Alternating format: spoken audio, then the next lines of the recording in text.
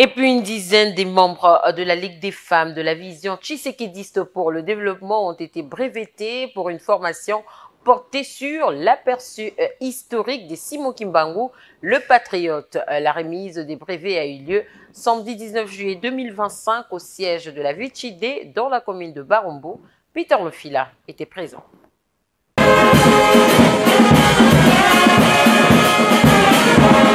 Elles étaient 14 membres au total de la Ligue des femmes de la vision tshisekédiste pour le développement à cette formation sur l'aperçu historique de Simon Kimbangu, les explications sur les raisons de son arrestation.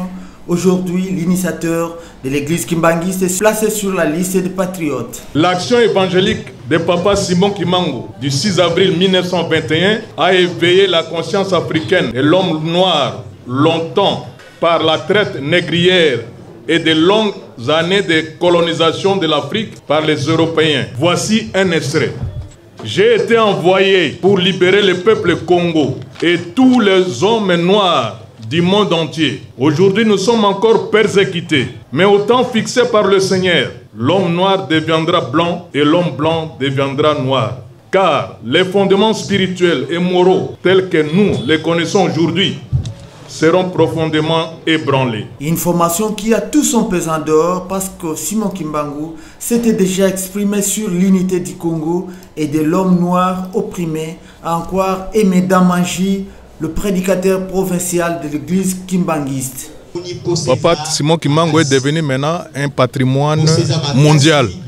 Il n'est plus des Kamba du Congo central, de la RDC, de l'Afrique, mais il est un patrimoine mondial. Nous devons, avec son combat, qu'il a fait ça avec son sang, et il avait dit que le Congo ne peut pas être divisé.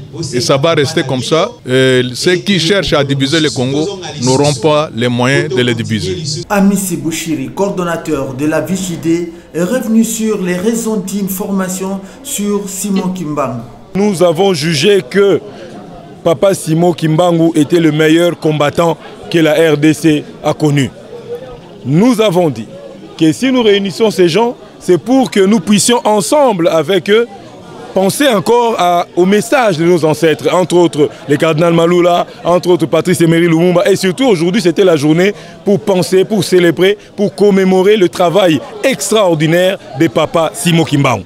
Voilà pourquoi nous sommes réunis ici. Nous sommes réunis ici aussi pour remettre justement des attestations ou des brevets à nos mamans qui ont suivi une formation sur la biographie de Papa Simon Kimbangu.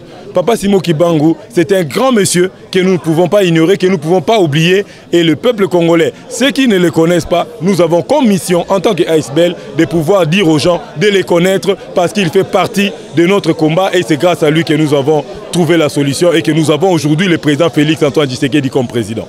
Notons par ailleurs que Simon Kimbangu est jusqu'en ce jour l'homme ayant passé plus de temps en prison avec ses 30 ans de détention.